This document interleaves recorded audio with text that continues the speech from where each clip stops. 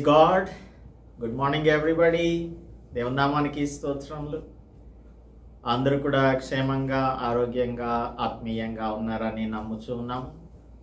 మన తండ్రి అయిన దేవుని నుండి, ప్రభు అయిన యేసుక్రీస్తు నుండి కృపా సమాధానములు మీకు కలుగును గాక. ఈ ఉదయకాలమందు church at the crossroads సిరీస్లో మనం కొరింథీయులకు అపోస్తలుడు పౌలు రాసిన 2వ పత్రిక 6వ అధ్యాయంలో నుంచి కొన్ని విషయాలను ధ్యానం చేయబోతూ ఉన్నాం. అన్నట్టు మీరు ఎప్పుడైనా మీ ప్రొఫైల్ని క్రియేట్ చేసుకున్నారా? చాలామంది రెజ్యూమే తయారు చేస్తూ ఉంటారు ఉద్యోగాలకు అప్లై చేసుకోవడానికి. ఇంకా అనేకమైన సార్లు రెజ్యూమేస్ని తయారు చేసుకోవడం అనేది చూస్తూ ఉంటాము. అయితే అపోస్తలుడు పౌలు తన యొక్క he is not applying for any job, but he is giving his resume. ఇందులో ఈ రెజ్యూమేస్లో మన educational qualifications, personal details, experiences, skills వీటన్నింటినీ కూడా రాస్తూ ఉంటాం. అపోస్తలుడు పౌలు యొక్క మినిస్ట్రీ ప్రొఫైల్ని మనము ఈ 2వ కొరింథీయులకు రాసిన పత్రికలో చదువుకుంటూ ఉన్నాం. This is the least doctrinal epistle, but it is the most biographical epistle అని మనం చెప్పవచ్చు. సో తన మినిస్ట్రీని, తన యొక్క అపోస్టలిక్ మినిస్ట్రీని అపోస్తలుడు పౌలు డిఫెండ్ చేసుకోవాల్సిన ఆవశ్యకత ఎందుకు వచ్చింది అంటే, కొరింథియన్ చర్చ్ అపోస్తలుడు పౌల్ని డిస్క్రెడిట్ చేస్తూ ఉన్నారు, అపఖ్యాతి పాలు చేస్తూ ఉన్నారు. నిజమైన క్రీస్తు రాయబారిగా పనిచేస్తూ ఉంటే ఫాల్స్ ప్రీచింగ్స్ వలన, ఫాల్స్ డాక్ట్రిన్స్ వలన చెడిపోయిన వారుగా ఉంటూ నిజమైన క్రీస్తు పరిచారకుని వారు తప్పిదం మోపుతూ ఉన్నారు, నింద మోపుతూ ఉన్నారు, ఆయనను అపకీర్తి పాలు చేస్తూ ఉన్నారు. అందుకని అపోస్తలుడు పౌలు తనను గురించి మాట్లాడుకోవాల్సి వస్తుంది.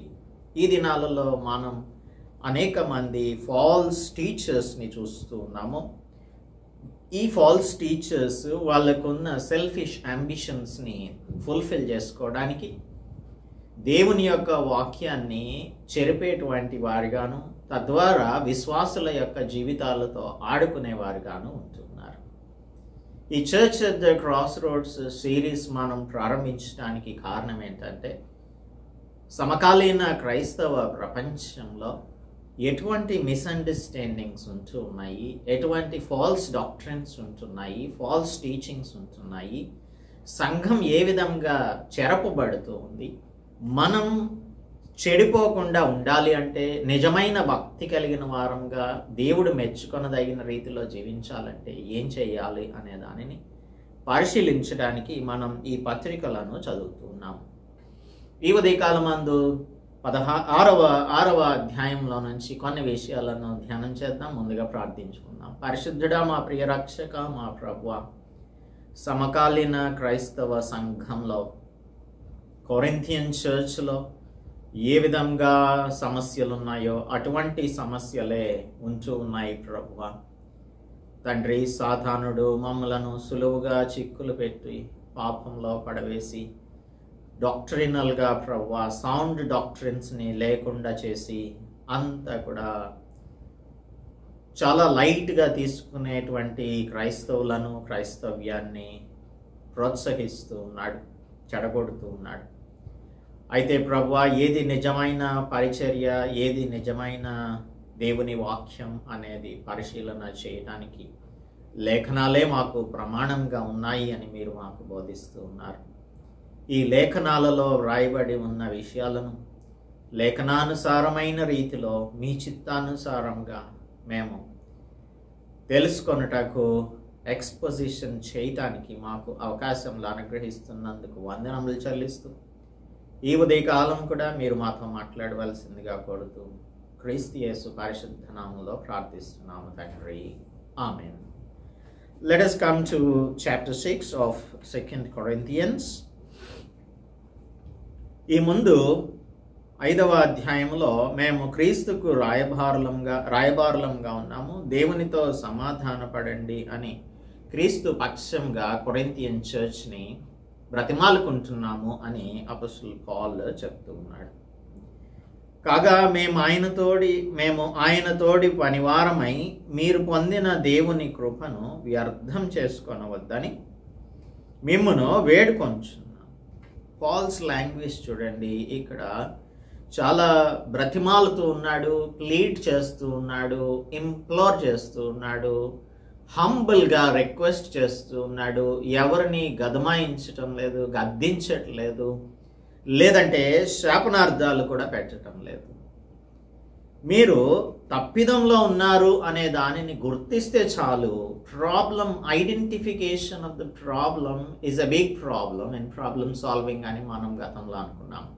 ఒక సమస్యను పరిష్కరించడానికి అసలు సమస్య ఏంటి అనే దానిని మనం గుర్తించినప్పుడు దానికి మనం సొల్యూషన్ని కనుక్కోగలుగుతాము. If we don't know the problem, అసలు సమస్య ఏంటి అనేది తెలియకపోతే దానికి మనం ఏ విధంగా చికిత్స చేయగలుగుతాం, ఏ విధంగా సాల్వ్ చేయగలుగుతాం దానిని. అందుకనే try to know what you are fault at. నీవు ఎక్కడ తప్పిదంలో ఉన్నావో దానిని పరిశీలించుకోనమని దేవుడు మనకు బోధిస్తున్నాడు. అపోస్తలుడు పౌలు అంటున్నాడు, మేము ఆయన తోడి పనివారం, we are co-workers with Christ Jesus. 21వ వచనంలో గత అధ్యాయంలో, ఎందుకనగా మనం ఆయన యందు దేవుని నీతి అగునట్లు పాపమెరుగని ఆయనను మన కోసం పాపంగా చేశాడు దేవుడు అని చెప్తూ, అటువంటి క్రీస్తు ప్రభువుకు మేము రాయబారులంగా ఉన్నాము, ఆయనతో కూడా మేము పనివారంగా ఉన్నాము, కోవర్కర్స్గా ఉన్నాము. సో మమ్మల్ని నమ్మండి, please believe us, don't let the gospel message stop with you in vain. మీకు మేము బోధించాం, దేవుని యొక్క కృప ఏంటో మీరు అర్థం చేసుకున్నారు కదా. కొరింథీయులకు రాస్తూ మొదటి పత్రికలో 15:10 చెప్తూ ఉన్నాడు హాల్. 15:10 ఏలయనగా నేను అపోస్తులందరిలో తక్కువ వాడను కాను, దేవుని సంఘంను హింసించినందున అపోస్తులు అనబడుటకు యోగ్యుడను కాను, అయినను నేనేమై ఉన్నానో అది దేవుని కృప వలననే అయి ఉన్నాను. నీవు నేను ఏమై ఉన్నామో అది దేవుని కృప వలనే అయి ఉన్నాము. మరియు నాకు అనుగ్రహింపబడిన ఆయన కృప నిష్ఫలం కాలేదు. వారందరికంటే, అంటే పైన మెన్షన్ చేశాడు కేఫాను గురించి, మిగిలినటువంటి శిష్యులను గురించి మెన్షన్ చేస్తూ ఉన్నాడు. సో వారందరికంటే మరియు నాకు అనుగ్రహింపబడిన ఆయన కృప, it did not become in vain, నిష్ఫలం కాలేదు. కానీ వారందరికంటే నేను ఎక్కువగా ప్రయాసపడితిని. ఎందుకు? దేవుని కృప నాకు అనుగ్రహింపబడినందున నేను ఎక్కువగా ప్రయాసపడ్డాను. ప్రయాసపడింది నేను కాదు అని మళ్ళీ చెప్తూ, నాకు తోడయ్యున్న దేవుని కృపయే. నేనైననేమి వారైననేమి అలాగుననే మేము ప్రకటించుచున్నాము, అలాగుననే మీరును విశ్వసించితిరి. ఇది doctrine. This is what we believe and this is what you also believed. మీరు కృపను పొందుకున్నారు, ఆయన ద్వారా దేవుని నీతి అవునట్లుగా పాపమెరుగని క్రీస్తు మన కోసం పాపంగా చేయబడ్డాడు, మనకు కృపను అనుగ్రహించాడు అన్న సంగతిని మనం అర్థం చేసుకున్నాం కదా. అది ఆ కృప వ్యర్థం చేసుకోవద్దు. Don't make it in vein, don't spoil it అని మిమ్మల్ని నేను వేడుకుంటున్నాను. Testify the truth of the gospel to everyone, యుటిలైజింగ్ each and every opportunity you get. మనకు అవకాశం దొరికినంత మేరకు దేవుని యొక్క పనిలో మనం పాలిభాగస్థులంగా ఉండాలి అని చెప్తూ ఉన్నాడు. 5:18 అంటున్నాడు, సమస్తమును దేవుని వలనైనవి, ఆయన మనలను క్రీస్తు ద్వారా తనతో సమాధానపరుచుకున్నాడు. క్రీస్తు ద్వారా ఆయన తనతో సమాధానపరుచుకున్నాడు. ఆ సమాధానపరచు పరిచర్య మాకు అనుగ్రహించను, మనకు అనుగ్రహించాడు. ఆ సమాధాన వాక్యమును, ఆ సమాధాన పరిచర్యను మనకు అప్పగించాడు. కాబట్టి ఆయనతో సమాధాన పడితే మీరు కూడా ఈ సమాధాన సువార్తను ప్రకటించే వారిగా ఉంటారు. This is our responsibility. ఒక దేశానికి రాయబారిగా ఉన్నప్పుడు ఆ దేశ రాయబారి, ఆ దేశ అధ్యక్షుడో, ఆ దేశం యొక్క ప్రైమ్ మినిస్టరో చెప్పిన దానిని తప్పకుండా చేస్తూ ఉంటాడు. తనకంటూ ఒక ఎజెండా ఉండదు, తనకంటూ ఒక అథారిటీ ఉండదు, తనకంటూ తన ఏర్పరచుకున్నటువంటి పవర్స్ ఏమి ఉండవు. No power, no authority, no agenda. Personal agenda, personal power, personal authority ఏమాత్రం కూడా ఉండదు. ఆ ప్రైమ్ మినిస్టర్ కానీ, ఆ ప్రెసిడెంట్ కానీ వారికి ఏం చెయ్యాలి అనే దానిని రివీల్ చేస్తాడు. ఆ రివీల్ చేయబడింది, లేదంటే ఏదైతే బహిర్గతం చేయబడిందో, ఏదైతే అప్పగించబడిందో దానిని ఈ అంబాసిడర్ ఫుల్ఫిల్ చేయాల్సి ఉంటుంది.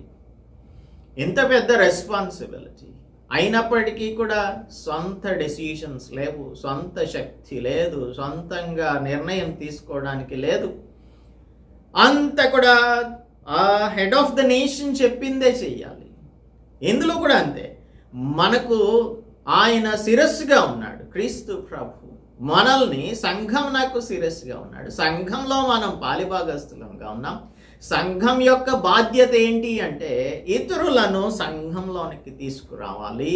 చీకటిలో జీవించుచున్న వారికి దేవుని యొక్క వెలుగును ప్రకటించాలి. ఇది క్రైస్ట్స్ అంబాసిడర్స్గా మనం చేయవలసింది, క్రీస్తు రాయబారులంగా మనం చేయవలసింది ఏంటి అంటే ఈ సమాధాన సువార్త పరిచర్యలో భాగస్వాములంగా ఉండాలి.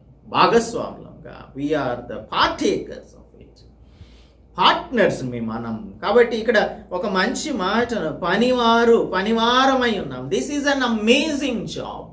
ఉద్యోగాలకు అప్లై చేస్తూ ఉన్నప్పుడు ఒక మంచి ఉద్యోగం కనుక మనకు లభిస్తే, మనకు ఫర్ ఎగ్జాంపుల్ ఒక పెద్ద కంపెనీలో ఉద్యోగం వస్తే మనం చాలా గొప్పగా ఫీల్ అవుతూ ఉంటాం. మన పేరెంట్స్ చాలా గొప్పగా ఫీల్ అవుతూ ఉంటారు. మన బంధువులందరూ కూడా చాలా గొప్పగా ఫీల్ అవుతూ ఉంటారు.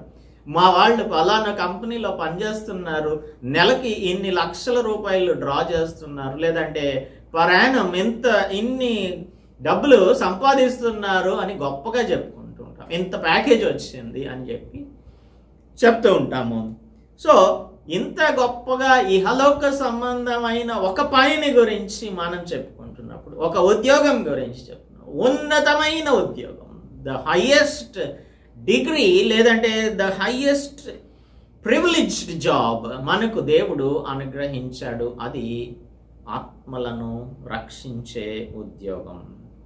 కాబట్టి దీనిని మనం రెస్పాన్సిబిలిటీగా తీసుకోవాలి. మనం ఇష్టం వచ్చినట్లుగా ప్రవర్తించడం కాదు.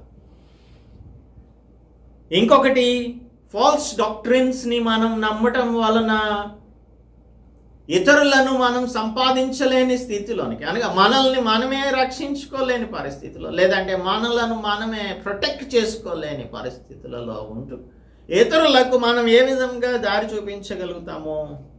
అందుకనే దేవుని కృపను వ్యర్థం చేసుకొనవద్దని మిమ్మును వేడుకొనుచున్నాను. అనుకూలమైన సమయమందు నీ మొర ఆలకించితిని, రక్షణ దినమందు నిన్ను ఆదుకొంటిని అని ఆయన చెప్పుచున్నాడు కదా. యెషయా గ్రంథంలో నుంచి అపోస్తలుడు పౌలు కోట్ చేస్తూ ఉన్నాడు. 49వ అధ్యాయం 8వ వచనంలో నుంచి చెప్తూ ఉన్నాడు. యెషయా గ్రంథం 49:8.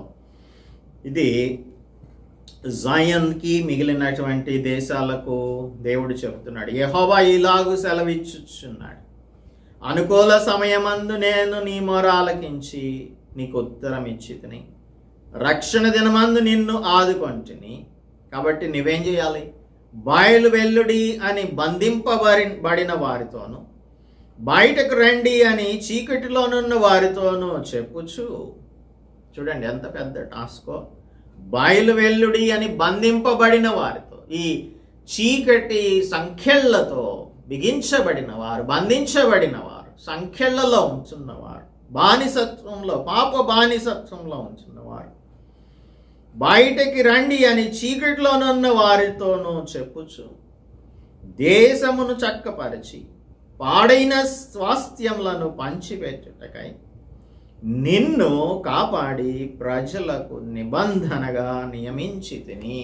This is what God is telling you this morning. నీకు నాకు ఇదే విషయాన్ని చెప్తూ ఉన్నాడు. ఏం చేయాలి? దేశాన్ని చక్కపరిచే బాధ్యత మనది, పాడైన స్వాస్థ్యములను పంచిపెట్టే బాధ్యత మనది. అందుకే మనల్ని దేవుడు కాపాడాడు, అందుకే మనలను ప్రజలకు నిబంధనగా ఉంచాడు. అయితే మనం ఏం చేస్తున్నామంటే ఫాల్స్ డాక్ట్రిన్స్, ఫాల్స్ టీచింగ్స్కి అలవాటైపోయి, అంటే మన హృదయంలో ఉన్న ఆశలను బట్టే మనం డాక్ట్రిన్స్ని నమ్ముతూ ఉంటాం. కానీ దేవుని వాక్యం ఏం చెప్తుంది అన్నది స్పష్టంగా తెలుసుకోలేకపోవడానికి we will be masked by our ambitions. మనకున్న ఆశలు, హృదయ వాంఛలు, ఇహలోక సంబంధమైన ఆశలు, ప్రైడ్, జీవపు డంభం కావాలి మనకి. వీటన్నింటినీ కూడా మనం సంపాదించుకోవడం కోసం ఎదురు చూస్తూ, అవే వాటి మీదనే మన యొక్క మనస్సు లగ్నం చేస్తూ we will be brooding over all these things. అలాంటప్పుడు మనలను మోసం చేయడం చాలా ఈజీ. అందుకనే మనల్ని ఫాల్స్ టీచర్స్ మోసం చేయగలుగుతున్నారు. అలాగూ మోసంలో పడిపోకుండా మీరు దేవుని యొక్క కృపను వినియోగించుకోమని చెప్తూ ఉన్నాడు. Utilize it. ఆయన ఇదిగో ఇప్పుడే మిక్కిలి అనుకూలమైన సమయం. ఇప్పటి వరకు మనం అంత టైం వేస్ట్ చేసేసాం. ఎన్ని సంవత్సరాల నుంచి దేవుడు నిన్ను రక్షించి ఆయన కాపాడుతూ ఇంతవరకు నిలబెట్టి ఉంచాడు, సజీవంగా ఉంచాడు. ఇప్పటి వరకు నీవు దేవుడు చెప్పిన పనిని ఒక్కటి కూడా చేయలేదు. ఇప్పటి వరకు మనం దేవుని చిత్తానుసారంగా ప్రవర్తించనే లేదు. దేవుడు మనల్ని రక్షించింది ఎందుకు అనేది ఇప్పుడు చదువుకున్నాం కదా. బంధింపబడిన వారిని మనం విడిపించాలి, చీకటిలో ఉన్న వారికి మనం విడుదలను అనుగ్రహించాలి, పాడైన స్థలాలను బాగు చేయాలి అని చెప్తూ ఉంటే మనం నిమ్మకి నీరెత్తినట్టుగా మన సొంత అంబిషన్స్ని ఫుల్ఫిల్ చేసుకోవడానికి స్వార్థపూరితంగా జీవిస్తూ ఉన్నాం. నిస్వార్థంగా జీవించి దేవుని బిడ్డలు అనేక మంది ప్రపంచంలో నశించిపోతూ ఉంటే ఏమి పట్టించుకోలేదు. సోమరపోతుల్లాగా మనం జీవిస్తూ ఉన్నాం. నేను క్రైస్తవుడిని, నేను క్రైస్తవుడిని, నేను క్రైస్తవుడిని, క్రైస్తవురాలని డప్పు కొట్టుకుంటున్నాం. ఏంటి నీ వల్ల ఉపయోగం ఏముంది చెప్పండి? దేవుడు చెప్పింది చేయకుండా నీ ఇష్టం వచ్చినట్టు చేస్తూ ఉంటే ఏంటి మనకి? There is no benefit. మన జీవితాల వలన ఎటువంటి ప్రయోజనం లేకుండానే ఈ కొరింథియన్ చర్చ్ మెంబర్స్ లాగానే మనం ఒకరి మీద ఒకరు నిందలు మోపుకుంటూ, ఒకరి మీద ఒకరు వ్యాజ్యాలు ఆడుకుంటూ, ఒకరి మీద ఒకరు అన్ని ఆల్ కైండ్స్ ఆఫ్ జెలసీస్, ఎన్వీస్ అన్నింటినీ, శరీర క్రియలు అన్నింటినీ కూడా కలిగి ఉండి దేవుని నామమున చేయవలసిన పనిని చేయకుండా ఉంటున్నాం. ఇదిగో ఇప్పుడే మిక్కిలి అనుకూలమైన సమయం. ఇదిగో ఇదే రక్షణ దినం, ఇదే రక్షణ దినం, ఇదే రక్షణ దినం. కాబట్టి మిక్కిలి అనుకూలమైన సమయం. ఇంగ్లీష్లో, తెలుగులోనే చాలా బాగుంటుంది. మిక్కిలి అనుకూల సమయం ఇది. అటువంటి అనుకూలమైన సమయంలో యాక్సెప్టబుల్ టైం అని ఉంటుంది ఇంగ్లీష్లో, కానీ తెలుగులో మిక్కిలి అనుకూలమైన సమయం. కనుక రాయబారులంగా శుభవర్తమానాన్ని, సువార్తను లేదంటే సువర్తమానాన్ని ప్రకటించాలి. మన కన్వీనియంట్ టైమ్స్లో కాదు. రేపేమి సంభవించునో మనకు తెలియదు అని యాకోబు పత్రిక 4:14 చెప్తోంది. నేడే రక్షణ దినం, ఇదే రక్షణ దినం. మా పరిచర్య నిందింపబడకుండు నిమిత్తం ఏ విషయంలోనైనను అభ్యంతరమేమియో కలుగచేయక అంటే అపోస్తలుడు పౌల్ని అందరూ కూడా బ్లేమ్ చేస్తూ ఉన్నారు. అందుకే తన పరిచర్య నిందింపబడకుండా ఉండాలనేది తన యొక్క రెస్పాన్సిబిలిటీగా స్వీకరిస్తూ ఉన్నాడు. తన పరిచర్యను నిందిస్తే దేవుని నిందించినట్టే. ఎందుకంటే లోపభూయిష్టమైన పరిచర్యను చేస్తున్నట్లుగా అందరూ అనుకుంటే దాని వలన దేవుని యొక్క నామమునకు ఘనత రాదు. మా పరిచర్య నిందింపబడకుండా నిమిత్తం ఏ విషయంలోనైనాను అభ్యంతరమేమియో కలుగ చేయక ఎవ్వరికి మేము అభ్యంతర కారణంగా ఉండకూడదు అనేది ఈయన యొక్క ప్యాషన్. ఎంతమంది ఈ దినాలలో ఇతరులకు అభ్యంతర కారణంగా ఉండకూడదన్న సేవను చేస్తున్నారో మనం చాలా ఫింగర్ టిప్స్ మీద కౌంట్ చేసి చెప్పవచ్చు. We give no offence to anyone. కొరింథీయులకు రాస్తూ మొదటి పత్రికలో 9వ అధ్యాయంలో చెప్తూ ఉన్నాడు, I'm willing to forgo everything for the ministry sake. నేను పరిచర్య కోసం ఏదైనా సరే విడిచిపెట్టేస్తాను అంటున్నాడు. తినటానికి త్రాగటానికి మాకు అధికారం ఉంది, భార్యను వెంటబెట్టుకొని తిరగటానికి అధికారం ఉంది, పని చేయకుండా భోజనం చేయటానికి మాకు అధికారం ఉంది, మందను కాచి మందపాలు త్రాగటానికి కూడా మాకు అధికారం ఉంది. అయితే 12వ వచనంలో అంటున్నాడు, ఇతరులకు మీపైని ఈ అధికారములలో పాలు కలిగిన ఎడల మాకు ఎక్కువ పాలు కలదు కదా. అయితే మేము ఈ అధికారమును వినియోగించుకొనట్లేదు. ఏ అధికారాన్ని? ఇక్కడ చెప్పబడినటువంటి ఈ అధికారాలన్నింటినీ కూడా మేము వినియోగించుకోవడం లేదు. క్రీస్తు సువార్తకు ఏ విధమైన అయితే మేము ఈ అధికారాన్ని వినియోగించుకోలేదు. క్రీస్తు సువార్తకు ఏ అభ్యంతరమైనను కలుగజేయకుండుటకై అన్నిటినీ సహించుచున్నాము. 15వ వచనం చూడండి, నేనైతే వీటిలో దేనినైనను వినియోగించుకోనలేదు. మీరు నా ఎడల ఇలాగు జరపవలెనని ఈ సంగతులు రాయలేదు. ఇది గొప్పతనంగా రాసుకోవటం లేదు, కంప్లైంట్ కూడా చేయటం లేదు. ఎవడైనాను నా అతిశయమును నిరర్ధకం చేయుట కంటే నాకు మరణమే మేలు. 17వ వచనం, ఇది నేను ఇష్టపడి చేసిన ఎడల నాకు జీతం దొరుకుతుంది, ఇష్టపడకపోయినను గృహ నిర్వాహకత్వం నాకు అప్పగించబడింది. అట్లయితే నాకు జీతం ఏంటి?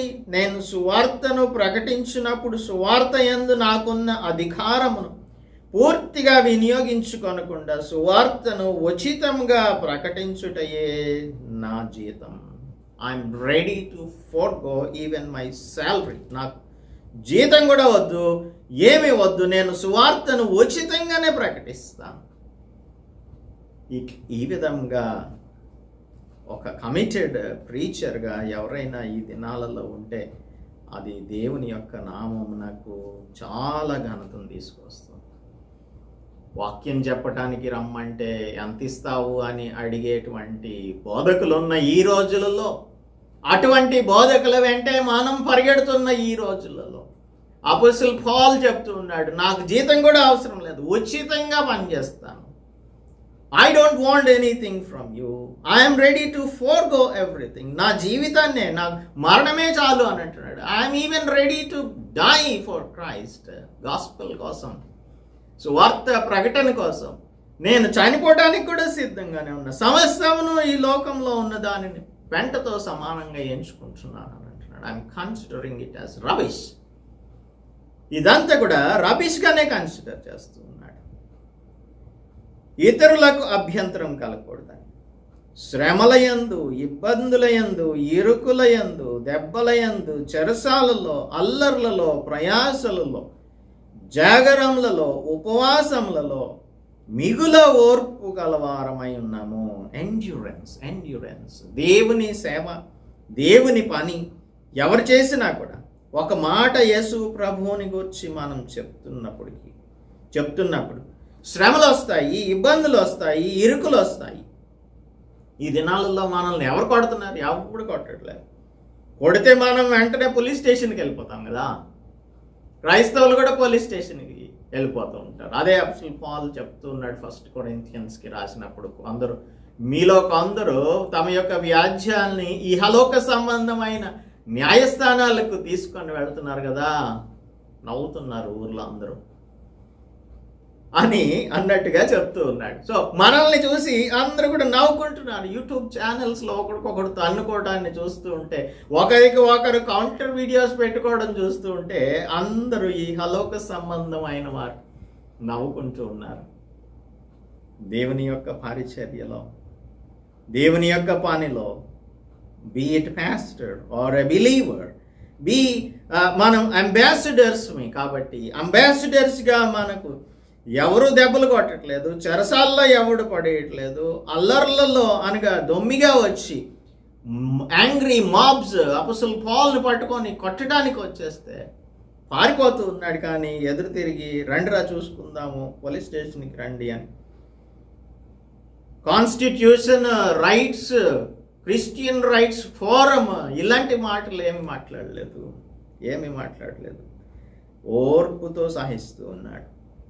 పవిత్రతతోనూ, జ్ఞానంతోనూ, దీర్ఘశాంతంతోనూ, దయతోనూ, పరిశుద్ధాత్మ వలనను, నిష్కపటమైన ప్రేమతోనూ, సత్యవాక్యము చెప్పుట వలనను, దేవుని బలము వలనను, కుడి ఎడమల నీతి ఆయుధములు కలిగి, ఘనతల వలనను, సుకీర్తి దుష్కీర్తుల వలనను దేవుని పరిచారకులమై ఉండి అన్ని స్థితులలో మమ్మును మేమే మెప్పించుకొంచున్నాము.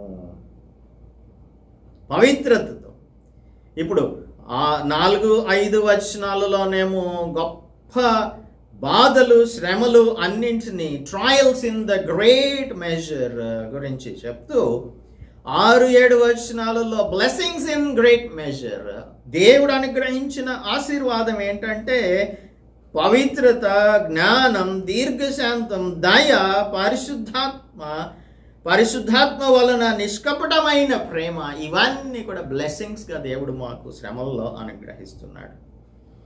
ద డాక్ట్రిన్ ఆఫ్ ట్రూత్, సత్యవాక్యం చెప్పుట వలన అది మాకు దేవుని శక్తిగా ఉంది, దేవుని యొక్క ఆయుధంగా. It is functioning as an armour to protect us from all the sides. అన్ని వైపుల నుంచి దేవుని వాక్యమే మమ్మలను ప్రొటెక్ట్ చేస్తుంది. ఎవ్రీవేర్ ఇన్ ఆల్ అకేషన్స్, ఎప్పుడు ఎక్కడైనా అన్ని సందర్భములలోనూ, ఏ సందర్భమైనా కూడా, అది ఘనత అయినా ఘనత లేకపోయినా, సుకీర్తి అయినా దుష్కీర్తి అయినా, దేవుని పరిచారకులమై ఉండి అన్ని స్థితులలో మమ్మను మేమే మెప్పించుకుంటున్నాము. సో ఇంత పౌలు ఇవన్నీ చెప్పడానికి కారణం ఏంటంటే, లుక్ ఎట్ us.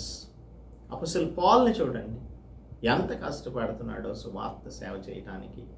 కష్టం లేకుండా పనిచేస్తున్న ఈ రోజులలో కడుపులో నీళ్లు కదలకుండా ఎయిర్ కండిషన్డ్ చర్చెస్లో కూర్చొని మనందరం కూడా దేవుని స్తుతిస్తున్నాము, ఆరాధిస్తున్నాము అని గొప్పగా చెప్పుకుంటూ, దేవుని బిడ్డలైనటువంటి వారు, నశించిపోయేటువంటి వారు అనేక మంది నాశనం నాకు వెళ్ళిపోతూ ఉంటే, మనం మాత్రం చక్కగా చల్లగా కూర్చొని దేవుణ్ణి ఆరాధిస్తున్నామని అనుకుంటాం. ఆరాధించడం మంచిది. ఎంతవరకు మన సంఘాలలో క్రొత్త వారు వస్తున్నారు, ప్రపంచంలో, లేదంటే మన దేశంలో, లేదంటే మన రాష్ట్రంలో, లేదంటే మన పట్టణంలో, మన లొకాలిటీలో ఎంతమందిని మనం మార్చగలిగాము అనే దానిని పరిశీలించుకుంటే దేవుని కృపను మనం వ్యర్థం చేసుకుంటున్నామనే ఈ ఉదయకాలం దేవుడు మనకు బోధిస్తూ ఉన్నాడు. సో ఇంకా దీనిని మనం కంటిన్యూ చేయడానికి ఏమాత్రం కూడా దేవుడు ఒప్పుకోవటం లేదు. This morning He is calling us to utilize whatever grace He has given us. ఆయన మనకు అనుగ్రహించిన ఈ సమాధానపరచు పరిచర్యను పాలిభాగస్థులంగా ఆయనతో పాటు వర్కర్స్గా పనిచేసే వారంగా ఉండటానికి పిలుస్తున్నాడు. రెస్పాండ్ అవుతున్నావా? రెస్పాండ్ అయితే దేవుని యొక్క పనిలో నిమగ్నమయ్యండు. దేవుడు నిన్ను ఆశీర్వదిస్తాడు.